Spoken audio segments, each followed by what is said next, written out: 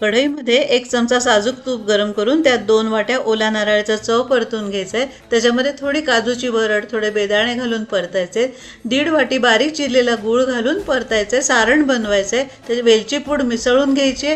कढईमध्ये 1.5 वाटी पाणी, 1 टेबलस्पून लोणी, 2 टेबलस्पून दूध आणि थोडंसं मीठ घालून उकळायचे। त्याच्यामध्ये 1.5 वाटी तांदूळ पिठी मिसळायची।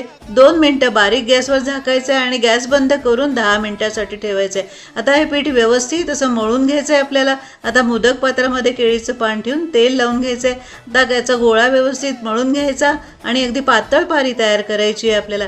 त्याला छानशा पाकळ्या तयार करून घ्यायच्या आहेत व्यवस्थित आणि भरपूर सारण घालायचं आहे त्याच्यामध्ये आपल्याला।